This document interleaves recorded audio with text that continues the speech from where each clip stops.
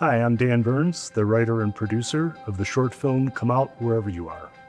And in this episode, I'm going to talk about bringing the script to the big screen. I'm Blake Pastino. I'm the lead actor of Come Out Wherever You Are. And in this episode, I'm talking about performance and prose. Check it out. It's a program for filmmakers by filmmakers. It's the Breaking Indie Podcast. Hey guys, welcome to another episode of Breaking Indie. Today we have the creative mind and the beautiful face.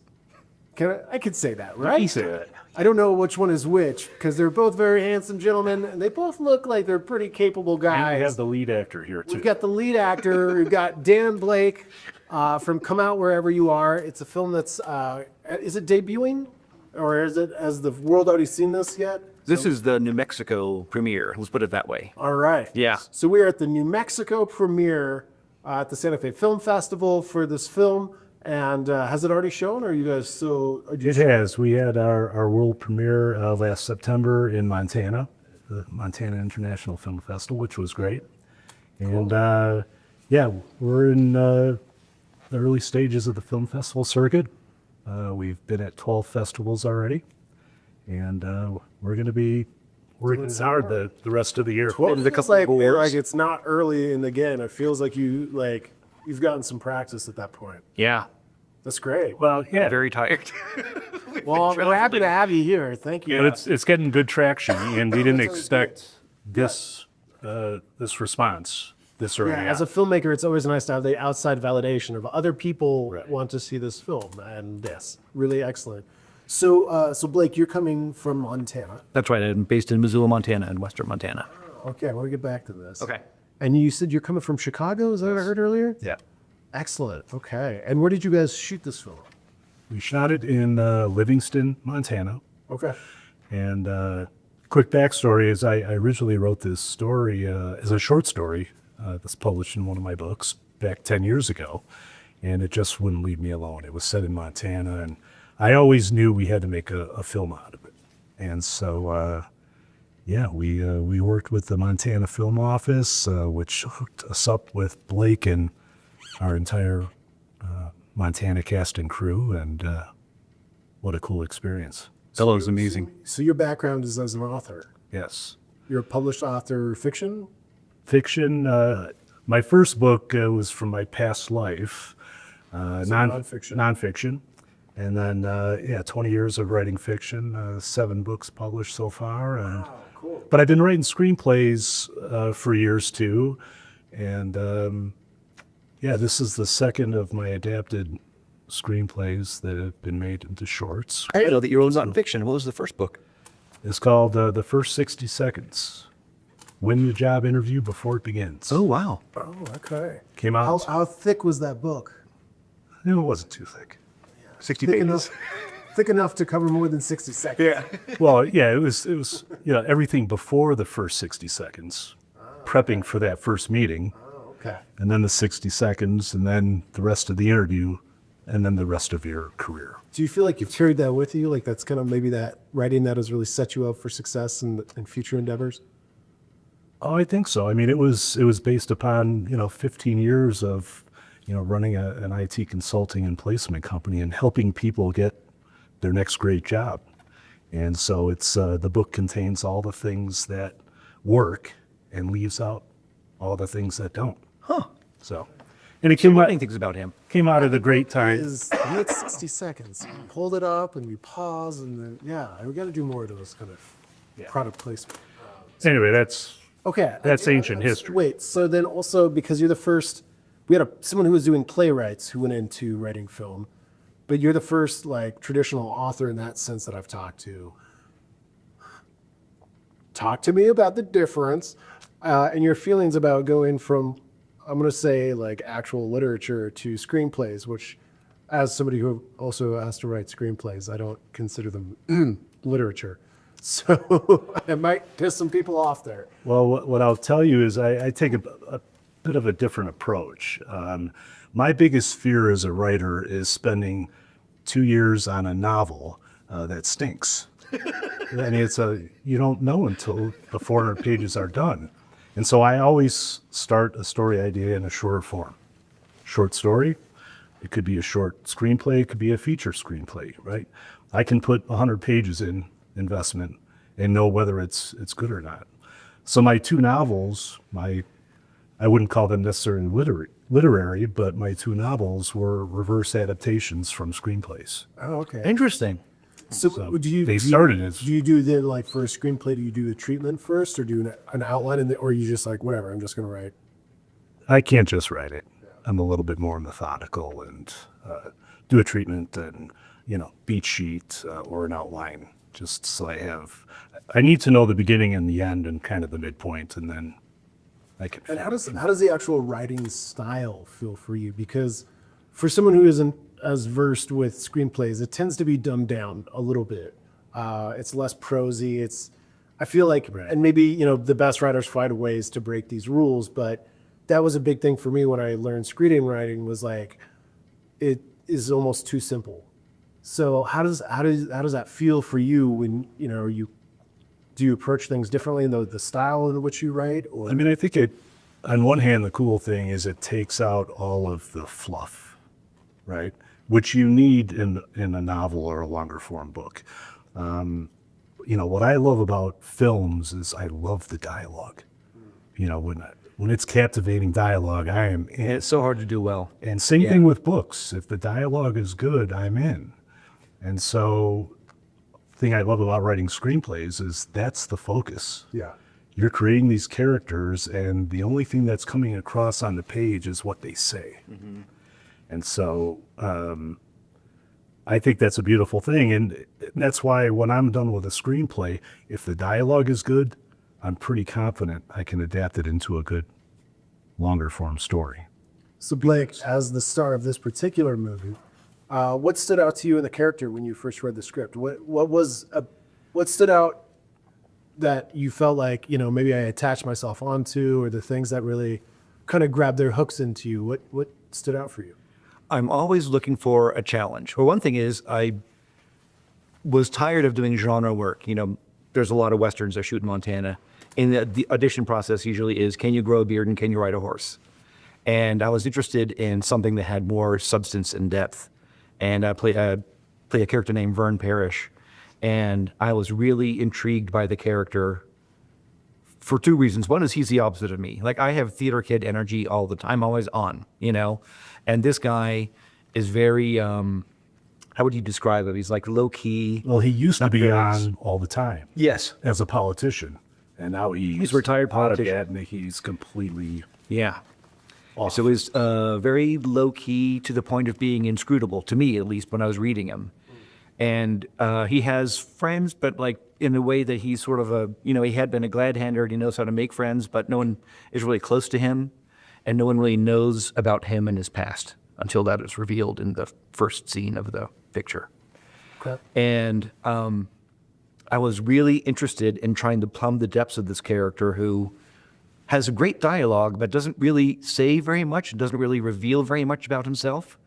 And so there is a lot of nuance in trying to bring him to life. It was challenging and it was great fun. Excellent. Okay. I mean, sometimes in a story, what's said is very important. Sometimes equally important is what is not said. And especially in film, because we need to have that character action and everything else that's going on in the film to help convey that. And no, it was a big challenge for him and the other actors. I mean, really up until the final climactic scene, the dialogue is fairly sparse. Yeah, it is. And then we get into it pretty heavy. The middle of it, really, there's no dialogue, and it's just me alone in the woods in a cabin. And would you say that does this film have like a soundtrack? Is there music that carries it along, or are you kind of stuck with that? Now, we had a custom soundtrack made for it, It's really beautiful. which, we thought about, can we get music that might go with it? It's either expensive or you have to take what you can get. And No, we really thought that the music is a character in and of itself. And if you see the film, 5:30 tomorrow, you'll get a sense of that. It really carries the film along, subtly and beautifully, and yeah. And so, so as the writer director, would you produce as well? I didn't direct. I just Or did direct? Okay, just produce. so. How do you feel like handing over those words to someone to bring the visual side to it? Does that ever make you nervous? Do you, obviously as a producer, you still have a little bit more authority to have conversations where it's like the writer, you're like, cool, you need to let it go now and let us you're there to console with sometimes, but Usually not even that. but usually not, especially at the independent level. Like maybe, on a larger film or series, you might have the writers around to reference. But in general, it's like, okay, I wrote it, now I just have to let it all go. With your relationship to this project, how did that feel for you? Well, it was very important that the script become the movie. And, that started with, my choice of director. I met this young woman, it's been 8 years ago now, and Wow. changed my life forever. Met through a friend of a friend, and she's a filmmaker. We hit it off instantly. I watched some of the short films she made, and I could tell, her eye, her creative vision. I said, I need to work with her. And so, I threw it out there. So would you like to read this script that I wrote? I'd like you to direct it. And she read it and she said, absolutely. But her first question back is, tell me your vision. It's interesting. Because we need to line up your vision, meaning me, and hers, and the vision of the cinematographer. And I thought, we're off to a great start. Because from the start, we had a relationship based on trust, that they would help to convey the screenplay in visual form, and that I would do whatever I could to create an environment where they could do what they needed to do in terms of direction and cinematography. That's very interesting. And I've wondered about this question you just asked. I've wondered about that myself, because having worked with all three of them in front of the camera, the thing that impressed me most was the director, Caitlin Pressburg, and Ein Vo is the DP. They're both from Chicago. I don't know if they had worked together before, but they acted like a single unit. And the thing that impressed me most is that they had a very clear vision for every shot and every take. And I wasn't allowed to go off script, which I suck at, but I stuck to the script. And, the blocking was organized down to the centimeter. Everything was very, but I could still make decisions. I still felt like I could be creative. Mm-hmm. But I was just struck by how lucid their vision was. They knew exactly what they're going to do. Every morning you show up on set and it was storyboarded out. And almost, I don't know if you remember this, I've told this story in front of you before, but almost after every take, Caitlin would say, okay, cut, moving on. And then Ein would say, are you sure you're not settling? He asked that almost every day, or after every take. You want to do another take? Yeah. And then sometimes he would say, let's do another take. And she would I say, would have okay. a hard time with that because I'm like, I didn't think I was, but now you're starting to make me wonder. But they had done Yeah. 4 films together. So they are one in terms of how they work together. And so It was really great to I just Cool felt to like see. all of that stuff was taken care of so I could focus on whatever my contribution was in the work that I was doing, Sure. because Dan and Caitlin and Ein had already formulated a vision. And so my question was how do I help realize that? So they'd worked on 4 films before, but this was your first time working with them? Yes. Do you feel at all pressure when you have such a tight knit team to it makes me have to really step up my game because they're not fucking around? That's interesting. That's a very interesting question. I never thought of it that way. But every time you go on set, you're working with a different crew, generally, In a way, it was kind of a relief that they had worked together, and like I was saying, that the vision had already been crystallized, right? And it was very lucid. And they communicated it to me really clearly. And also, just like personally, we got along really well. So I felt like I fit right in. And they were really the only non-Montana part of the crew. And everyone else, the cast and crew, most of them I'd worked with before. Okay. So I'll come back to my next question. So there's a balance there between sort of like the core leadership of the project and then the sort of rank and file of the cast and crew, you know? Sure. And what is the film world like in Montana? Outside of the Westerns, like, is there a community of filmmakers there? There is. It's a very good one. MSU, Montana State, has a really good film program. And for good or for ill, Yellowstone brought a lot of attention to Montana. Also took all the tax credit money for years in advance. Yeah. Well, it's a very popular show. Yeah. Okay. But there is a great, really concrete and growing film community. And so I live in Western Montana, and that seems to be largely where it's based. And then also there's a kind of pocket in Bozeman, and there's like a film set, like a film ranch, where a lot of the Westerns are shot. And that's about 3 hours away. But the community I'm in is more like less genre work and more drama, and also more shorts, more film festival fodder rather than Hollywood fodder, which I enjoy. Well, it's also home to a program that I have to thank because I probably wouldn't be here today otherwise, called the Missoula. I don't want to say Missoula. Missoula Children's Theater. Oh yeah. So Are you in that? Yeah, so they would do tours. So the Missoula Children's Theater is usually it's a group of like 2 people and like a pickup, and they go from school to school all around the country, and they have their pickup packed full of all the stagecraft stuff, all the costumes, and in 1 week they go to an elementary school and put on a show. And so it's really like now as an adult, like, geez Louise, wow, what a stressful that must be, because like they'll do rehearsals Monday after school, and then all they get is a few hours after each day of school, and then on Saturday you put on two performances on a Saturday or Sunday or something.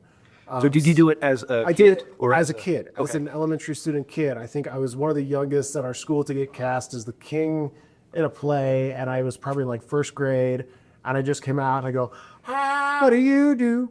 How do you do? And I stop and I go, hey, how do you do? And that was it. That's awesome. But after that, I loved it. Like, and like that acting bug was like, oh, there's a stage and there's lights and there's costumes, and even when I produced my last project, I did a thing that I totally stole from them, and that is, you're gonna hate this, giving the cast their costumes in like a shopping bag. So everyone on that show, they would have all the kids' names on like, a paper shopping sack, and you'd go around and be like, oh, there's my costume. So with my last project that I produced, like, we didn't have money for prep. I hired a few people, but they didn't get to do prep. It was like, cool, I've set up all the costumes. They're all in an individual shopping bag by the character name. So when people show up to set, like, just help them get through the works, and they're like, you will take care of it. So I totally stole that from the children's theater of like, I love the feeling of like, where's my little shopping bag full of costumes and props? Here we go. Did you grow up there? No, I grew up in Washington State. Oh. So they would travel all around and do like such a I see. cool program. And I think it's probably like a lot of young actors out of college who are like looking for something to do over for a little side gig. But it's like, I remember, for me at that age, they're like such cool adults, and you guys just travel around the country in your little pickup and do shows, and they live on McNuggets or whatever it was. I really do think I fell in love with acting because of the opportunities the Missoula Children's Theater brought to our school. And the University of Montana, which is based in Missoula, has a great theater program. And so it's more like of a theater community the way the MSU is more of a film community. But Missoula now hosts the Montana Film Festival and the Montana Documentary Film Festival, which is going on now, and the International Wildlife Film Festival. So there's a lot of activity Yeah. in the film community there. I went to Sundance last year, and the Montana Film Commission, Montana Film Festival was there and had a big party. Yeah. So I get all those updates. Yeah. So I've yet to go, but I'm very ready to go cash in my free drink coupon at the Montana. Good folks. And when you see Montana, how could you not want to shoot there? It's just so beautiful. Yeah. I mean, because you're talking about how music is a character, and it's kind of cliche, but Montana is a character in this picture too, and that its mood changes. And were you involved with acting before you got to Montana, or what's been your background with getting into this industry? My background is as a writer in journalism, and I ended up focusing on science journalism, and then I was asked to co-host a show for PBS called Eons. It's a show about natural history, and so it's on YouTube, and then there's socials, and we're doing a broadcast component. They air it as interstitials, but they're usually 10, 15 minutes long. And I started doing that in 2017. And they asked me to do it, and which was weird because I'm a behind the camera person at the time. And I'm like, have you seen me with your eyes? Are you sure you want me in front of a camera? And I quickly realized that I really, really enjoyed it and that I was pretty good at it. And I was always interested in acting, but I hadn't studied it. And I decided to pivot. I wanted to start to learn how to do dramatic work. And then during the pandemic, I took acting classes. And someone found me on social media. My first Cool. agent. Yeah, discovered. Yeah. My first agent contacted me and she said, are you interested in acting and modeling? And I'm like, well, as a matter of fact, it's crossed my mind. And that led to a new agent who's also my manager in Montana, who's we were just talking about her, the hardest working lady in show business, Rocky Mountain Agency. And it just kind of took off from there. This was my first lead role. Cool. Congratulations. That's great. And we were very lucky to meet him. Yeah. We saw his audition, and he was a bit younger than how we had envisioned that role. And, we talked, it's we'll change that. I mean, and it really made it so much better in terms of your interaction with the other characters. Interesting. No, because, just from the audition, we could tell that he was right for the role. Yeah, And he worked his ass off. Politician. They pulled a prank on me. I don't know if it's a prank or if I don't know how common this is in show business, but I just did they sent me the slides, and I did the self-tape for the audition, and the audition was the first scene of the movie, and it's with another character. So there's a dialogue scene. And I did that, and then got a call back probably 4 or 6 weeks later, and scheduled the callback, and it was by Zoom because they were in Chicago and I was in Missoula. And an hour before the callback, Kaylin emails me and said, there's been a change of plans, so we want to do the scene again. But also, can we do that scene where you have a nervous breakdown and you break down in tears? And I'm like, yes, sure. And it's the only time in the movie where Vern expresses any emotion. He only does it when he's alone in the cabin, which tells you a lot about him. And I did it, and I was finishing, and tears coming down. I'm like, do we need to do it again? And they're like, no, for God's sake, you got the part. That's fine. And it was pretty good. And then, I'm watching on the monitor as we're shooting inside the cabin when he does it for real. And oh, boy, I just thought, unbelievable. Wow, So- that's awesome.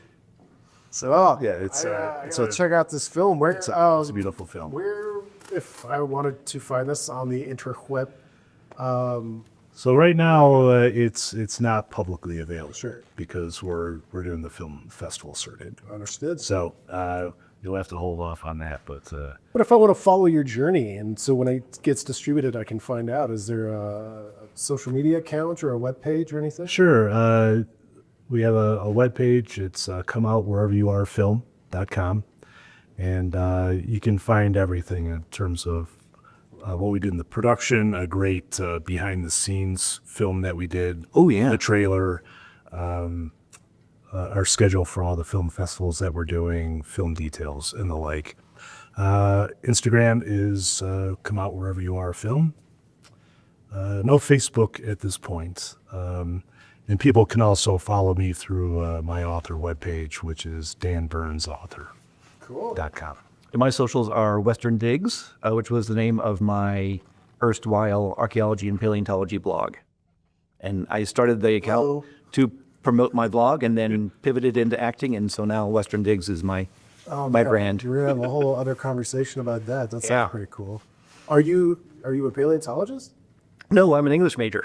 Okay. Yeah, so my background is in science communication. And I was head of content for the production company that produced Eons. And then execs at PBS asked me if I'd be interested in co-hosting it. I see. And I think and we did 3 or 4 other shows on YouTube: SciShow, Crash Course, Eons, and they're all educational programs. And there were a couple instances where the host was sick or couldn't make it, and so the director asked me to do it, and the PBS people saw that and this guy can be entertaining if he needs to be. That's so cool. Yeah. Congrats, man.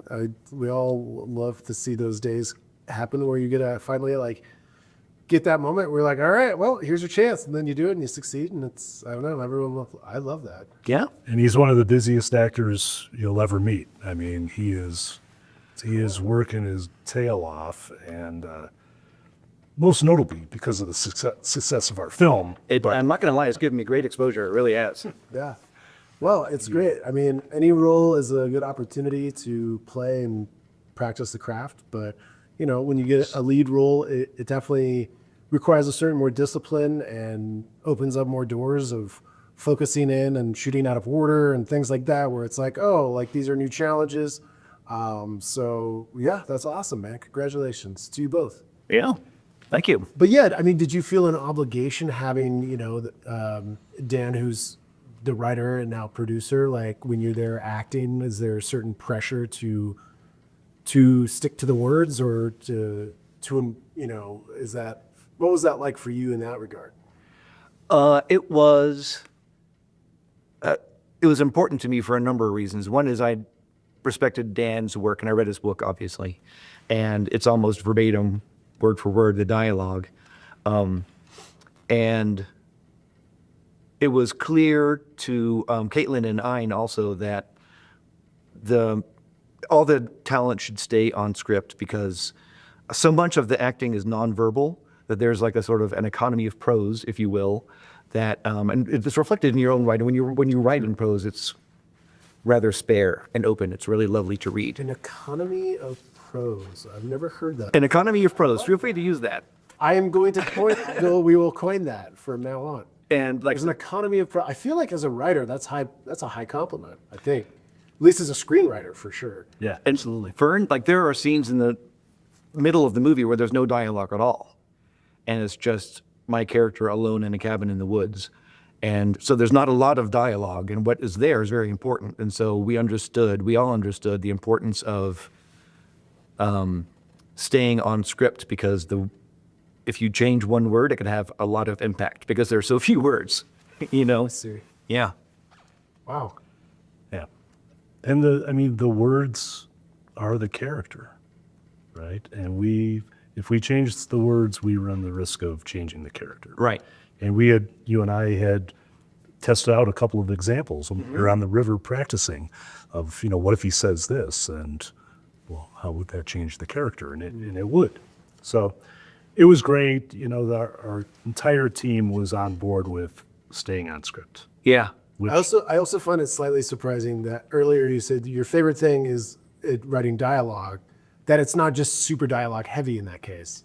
It's not just because that's what jumps out at me means it's just full of ebb and flow of bunch of dialogue. It's not. So it's you're well, not practice obviously, but you play within your own boundaries. Disciplined. Yeah. Discipline. And there's a lot of subtext. I think that's the word you used earlier. There's a lot of subtext to the dialogue. And so we're all incentivized to stick to the dialogue because it all conveys. And also it was great to work with as an actor because it allows you to make choices sort of non-verbally and how you communicate these things physically. I can't remember if we talked about this, but Vern interacts with 3 other people in the whole picture, and they all try to engage with him in different ways. And he kind of rebuffs each of them in different ways. And a lot of that is done non-verbally, which is really fun to experiment with. Wow. Yeah. All right. Well, let's do a nonverbal sign off. How do I act through that one? These podcasts are tricky, man. No, I just want to thank you guys again for being here today. I really enjoyed this interview and this conversation, and thanks for coming out to Santa Fe. Thank you for making this podcast all the more special. It's an honor to be here. Yeah. Thanks it for really that. is. Well, thank you guys at home or in your car or wherever you're listening. Please, if you are watching this, follow us. And if you're listening to this, please like, subscribe. But also, there's a video element of this that lives on YouTube. And, sometimes we go to great lengths to bring that to you. So just know that's an added resource and bonus. And until then, guys, we're going to go hard and cut. That's it. I don't know. We're working on a sign off. That's all I got. It's a program for filmmakers by filmmakers. It's the Breaking Indie Podcast.